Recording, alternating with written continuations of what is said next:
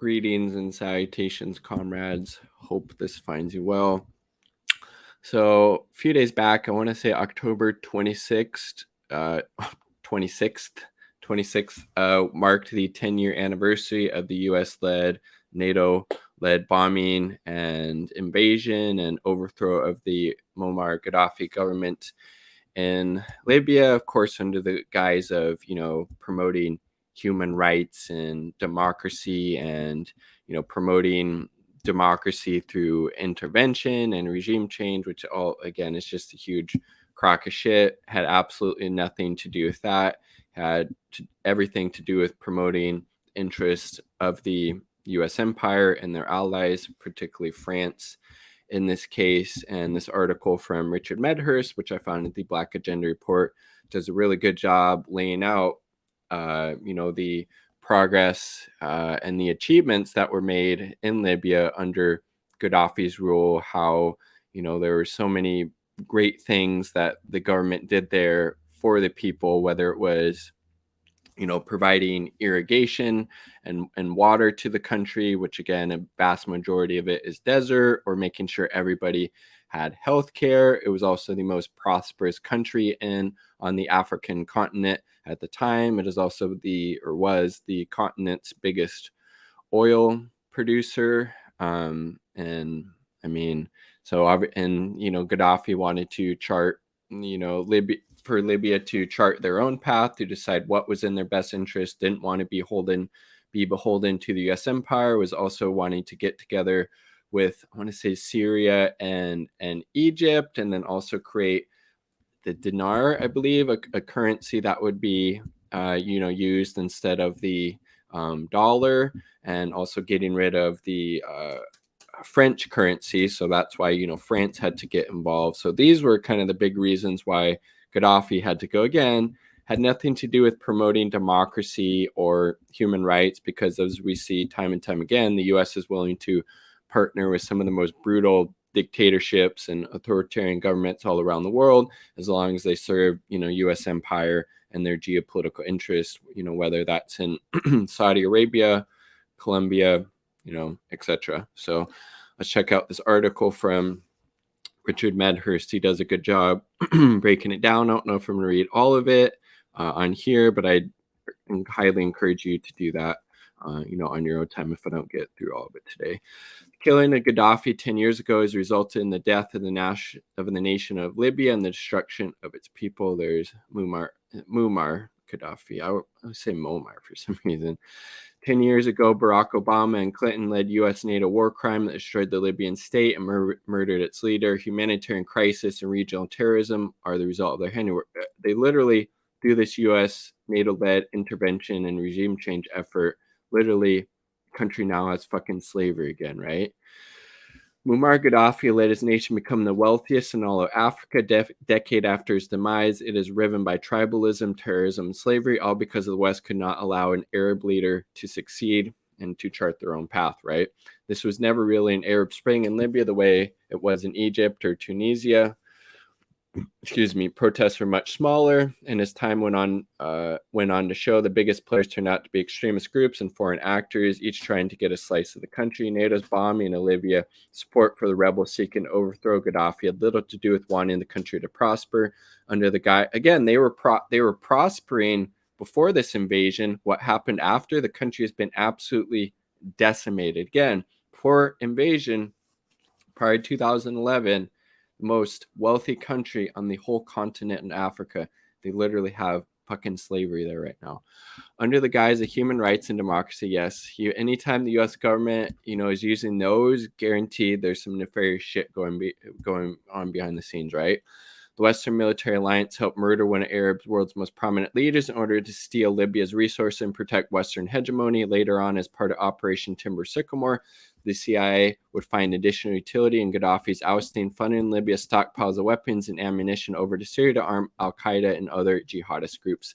Seldom discussed in the news anymore, Libya has become a shadow of its former self, ravaged by 10 years. Again, a lot of these same people that were part of this during the Obama administration are also part of the Biden administration, right? Ravaged by 10 years of war and chaos. Hillary Clinton and Obama and the other war criminals who orchestrated its destruction don't want you to know how badly it's doing, from thriving nation to failed state. Known for his extravagance, Gaddafi boasts a security detail of all female bodyguards, lavish outfits, and long dramatic speeches. He also transformed Libya from one of the poorest countries on earth into a rich, self-sufficient state, all while managing a tribal society in a country home to largest oil reserves in Africa. During his 42 years in power, increased the country's literacy. Look at this, from 25 to 88%. That is awesome. Libya, look, we don't even have this in the fucking United States. Libyans enjoyed free healthcare, free education, and a high standard of living. We don't have that here. Basic necessities such as electricity and gas were cheap, and the country was guaranteed a strong social safety net and welfare programs, all things we don't have here in the US. Libya is 90% desert. Gaddafi sought to provide fresh water to all Libyans for consumption and agriculture, an endeavor in which he succeeded. He built the world's largest irrigation project, Great Man-Made River, in the 1980s, boasting the world's largest pipe network. It provides 70% of all water in Libya. Gaddafi called it the eighth wonder of the world. I mean, it's pretty fucking impressive. Costing over $25 billion, the project was entirely self-financed without any loans or credits from foreign banks. Libya had grown to be a very wealthy country, had no external debt. Pretty amazing. NATO bombed the Great Man-Made River in July 2011, destroying key civilian infrastructures, a war crime. United Nations Human Development Index provides a summary of measures of health, education, income. 2010, Libya was ranked number one in Africa and 53 out of 189 countries and territories. Today, its ranking has sunk from 53rd to 105th worldwide. After NATO-backed revolution, Libya has none of those nice things anymore. There are constant power cuts. The healthcare system has collapsed. There's no infrastructure. The standard of living has plummeted. And after 10 years, Libya doesn't even have a functioning central government. March this year, Government National Unity was formed after ceasefire brokered in October 2020, was largely held until now, and elections are scheduled for December, and fighting persists, and whether anything comes of this process remains to be seen. Instead of abundance of water, gold, and oil, and a thriving country with great infrastructure, Libya now is open, this was referring to earlier, now is open slave trade markets. Smugglers and human traffickers take advantage of migrants and refugees passing through to Europe, selling them off into bondage. Rival tribes and political factions fight over oil and other precious resources, determined to seize power for themselves. Meanwhile, pockets of ISIS or IS, Islamic State, Al-Qaeda, and other jihadist fighters lurk in the shadows, plaguing the war-torn country and its neighbors, groups who wouldn't have dared establish a presence in Gaddafi's Libya. Once a prosperous nation, since its fall has been taken over by terrorists, opportunists, and thieves, and has plunged into chaos. This has become a Libya the last 10 years. This is what NATO created, 100%. One of Gaddafi's best speeches was in 2008 in Damascus at a meeting of the Arab League, rebuking the violent invasion of Iraq. He offered Arab leaders a stark reminder of what befell Saddam Hussein, whom the once US considered an ally against Iran. An entire Arab leadership was executed by hanging, yet we sit on the sidelines. Why? Any one of you might be next. Chuckling at his words, other Arab leaders would have done well to take heed of Gaddafi's warning, for indeed the US would come for Syria and Libya next. Just 3 years later, Gaddafi himself would be brutally killed at the hands of the NATO-backed rebels. Anti-imperialist, pan-Arabist, and pan-African, why Gaddafi had to fall. The late Libyan leader supported independence and national liberation movements right across the world, including groups such as the PLO, the IRA, the Black Panther Party, and many more. In the 70s, he tried to merge Libya. Oh, here's what we were talking about earlier.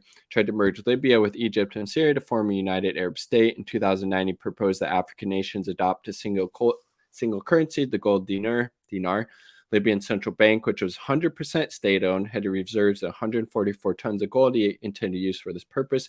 Gaddafi proposed that African countries buy and sell their resources exclusively in new pan-African currency. This would enable them to transition away from the US dollar and the Central African franc, colonial currency used in 14 countries controlled entirely by France. This was Gaddafi's biggest sin, in wanting African nations to adopt a single currency, control their own resources, and have true independence. He posed a threat to Western monetary hegemony, so he had to go. Western governments were well aware of this plan. Look at the emails of then U.S. Secretary of State Clinton, show discussions around Gaddafi's gold reserves and his plans for a single currency. Look at this, dude. It's all probably that's from WikiLeaks, right? It became clear to the West African countries switching away from the US dollar or the CFA franc and controlling their own currency and monetary policy would undermine American and French influence over Africa, would weaken the Western monopoly over African resources and the international banking system, rendering neo-colonial institutions such as the IMF less effective in manipulating developing nations. Not that we need any further confirmation, but written clearly in those emails was evidence that this plan to provide an alternative to the CFA franc was, quote, one of the factors that influenced President Nicolas Sarkozy's decisions to commit France to the attack by Libya. Again, that, French president. Sarkozy decided to bomb Libya because he knew full well that the West African and Central African countries abandoning the CFA franc would minimize France's sphere of influence over its former African colonies, former in quotes, right, and fill its desire to gain a greater share of Libya oil production. That is, plunder Libya's wealth. Gaddafi foresaw this in 2011 when he said there is a conspiracy to control Libyan oil, to control Libyan land, to colonize Libya once again. He was prescient. He proved very right. All this is a stark reminder that NATO couldn't care less about protesters in the Arab Spring.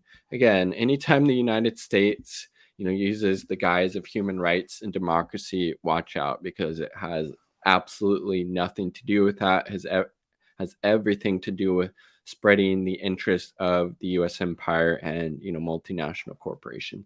Claims of respect for democracy were nearly covered to protect Western interests and steal Libya's resources, leaving the country in chaos and crawling with terrorists just like Iraq and Syria.